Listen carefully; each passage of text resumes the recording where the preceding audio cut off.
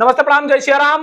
सनातन रक्षक संघ के संस्थापक मुकुंद माधव त्रिपाठी जी आज हमारे साथ जुड़ चुके हैं। तो त्रिपाठी जी, सब पहला क्वेश्चन मेरा यही रहेगा आपसे कि क्या ब्राह्मण कमजोर हो चुका है? ब्राह्मण कभी कमजोर नहीं था। ब्राह्मणों ने जो किया है वो किसी के बाप दादा कर नहीं पाए हैं। परशुराम जी हों, चाहे दुर्वासा ऋषि हों, तो चाहे लंकापति रावण रहे। जिस प्रकार से राजकुमार भाटी ने ब्राह्मणों का जो है ब्राह्मणों को वैश्या से तुलना की है, उस पर आप क्या कहना चाहेंगे? जो वेश्या के द्वारा जना है वो ब्राह्मणों को वेश्या ही कहेगा। और राजकुमार भाटी जैसे टुटपुजिया नेता जो अभी चर्चित होने के लिए मुंह का बवासीर मिटा रहे हैं, उनको कहना चाहता हूँ कि तुम जितना भौंकोगे हम उतना शांत होकर तुम्हारी कब्र खोदने का कार्य करेंगे। और तुम्हारे ऐसे वक्तव्य जो सनातन विरोधी होंगे, ब्राह्मण विरोधी होंगे, वो समाजवादी पार्टी के मुखिया को रसातल में ले जाने का कार्य करेंगे। आप जैसे कार्यकर्ता समाजवादी पार्टी से ही पूछना चाहता हूँ, चाहे जो है राजकुमार भाटी हो, चाहे अखिलेश यादव का भी बयान था कि मैं भगवान को मानता हूँ लेकिन मंदिर नहीं जाता हूँ। तो मैं उन लोगों को कहना चाहता हूँ, आपके वक्तव्य ही आपकी कब्र खोद रहे हैं। और कब्र की आखिरी कील सनातन रक्षक संघ वो ठोक कर आपको 27 में जवाब देगा। मुकुंद माधव इस समय समाज के लिए बहुत भयानक कार्य कर रहे हैं, तो क्या आप राजनीति में आना चाहते हैं? नहीं, ये मुझे राजनीति में नहीं आना है। मैं योगीवादी व्यक्ति हूँ, योगीवादी विचारधारा का हूँ और योगी जी, परम पूज्य योगी आदित्यनाथ जी महाराज के एहसानों का कृतज्ञ हूँ। और कृतज्ञता के लिए सनातन रक्षक संघ बनाया हूँ। समाज की सेवा करूंगा, हिंदुत्व की सेवा करूंगा और 27 तक दम खम और गाजे बाजे के साथ योगी जी के कार्यों का प्रचार प्रसार करूंगा। और नमाजवादी और इस्लामी तुष्टिकरण वाले लोगों की पोल खोलता रहूंगा, वो चाहे ब्राह्मण हो और चाहे क्षत्रिय हो और चाहे वैश्य हो और चाहे यादव हो। मुझे इस बात का कोई मलाल नहीं है कि हमारे अयोध्या से कोई ब्राह्मण समाजवादी पार्टी से लड़ेगा, इसका मुझे मलाल नहीं है। मुझे इस बात का मलाल है कि जो लोग चाहे सपा बसपा कांग्रेस से लड़ रहे हैं और सपा का झंडा उठाने वाले अगर कोई ब्राह्मण नेता है तो मैं उनसे पूछना चाहता हूँ, आपका स्वाभिमान मर गया है, आपका जमीर जिंदा नहीं है, आप ब्राह्मण नहीं हो सकते हो। समाजवादी पार्टी का झंडा उठाने वाला कोई भी नेता आज उस पर मुंह में दही जमा हुआ है इसलिए कि अखिलेशुद्दीन जी उनको टिकट नहीं देंगे। तो मैं उनको कहना चाहता हूँ, आप ब्राह्मण नहीं हो।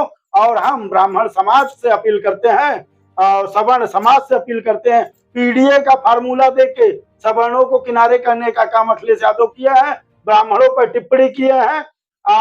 अबू आजमी ने राणा सांगा पर टिप्पणी की थी।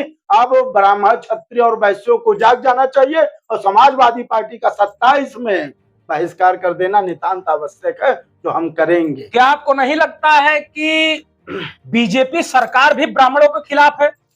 बीजेपी सरकार अगर ब्राह्मणों के खिलाफ होती तो कितने ब्राह्मण मुख्यमंत्री हैं? विजय मिश्रा प्रेजेंट में जेल में है, उनको जो है आजीवन कारावास दे दिया गया है। और विजय मिश्रा के साथ साथ जो भी बड़े बड़े नेता मंत्री विधायक जो क्षत्रिय विधायक हैं उनको नहीं दिया जा रहा है, इस पर आप क्या कहना चाहेंगे? अभी एक आप देखिए, विजय मिश्रा कोई संत नहीं है, कोई प्रवचन करता नहीं है, कोई जो है उपदेशक नहीं है, लेकिन ब्राह्मणों के सबसे बड़े नेता के रूप में माने जाते हैं। ब्राह्मणों का कोई बहुत बड़ा नेता नहीं है। अगर हो तो साबित करके दिखाए, बिना किसी पार्टी के एक बार चुनाव लड़के दिखाए। और अगर ब्राह्मण उनको सर्वमान्य नेता माने, ब्राह्मण ने तो लंकापति रावण को नहीं माना, उसके कुकर्म के कारण ब्राह्मणों ने रावण का साथ नहीं दिया था, राम का साथ दिया था। तो ब्राह्मण अपने में बहुत समझदार है और ब्राह्मण दिमागदार है।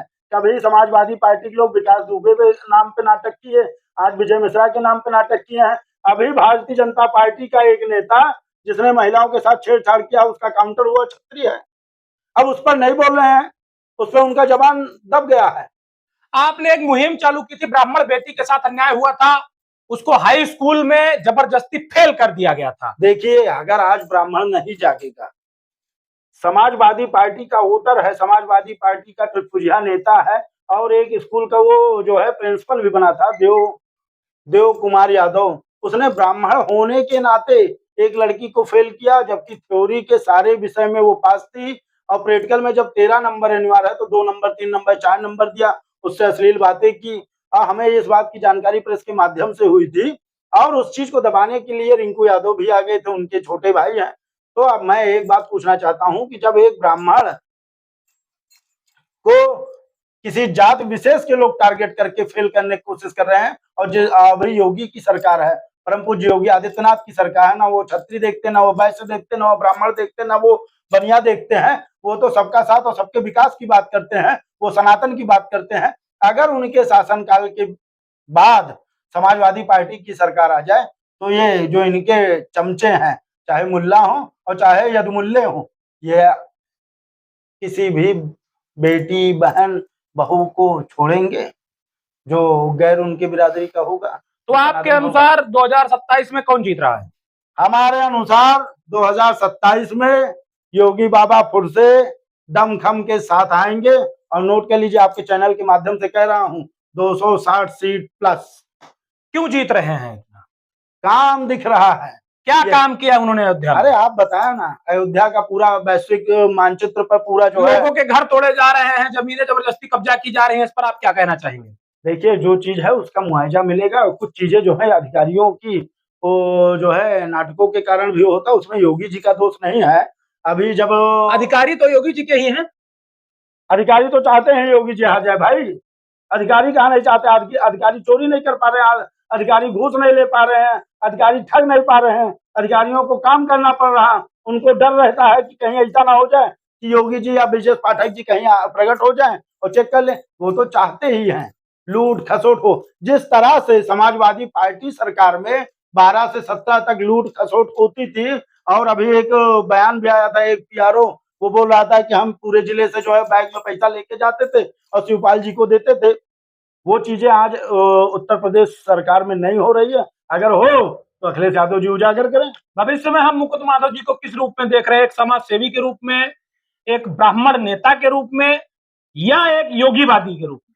हम एक योगीवादी के रूप में रहेंगे, समाज सेवा करते रहेंगे। योगीवादी इसलिए है कि जो सनातन का काम करेगा, सनातन के लिए काम करेगा, हम उसके साथ हैं। आज मैं अखिलेश यादव को भी बोलना चाहता हूँ, एक बार अगर तो कृष्ण जन्मभूमि के लिए लें तो शायद मैं अखिलेशवादी हो जाऊं, लेकिन अगर कब्रिस्तान रंगोगे, आप जो है पीडीए करोगे, आप ब्राह्मण क्षत्रिय वैश्य को साइड करने की कोशिश करोगे, और फिर उसके बाद एक लालीपप घुनघुना पकड़ाना चाहते हो कि हमारी सरकार आ जाएगी तो जो है परशुराम जी की मूर्ति बना देंगे, तो ब्राह्मण भिखारी नहीं है। सुनो, आप भले समझते हो कि ब्राह्मण बेश्या जैसे, आप ब्राह्मण भिखारी है।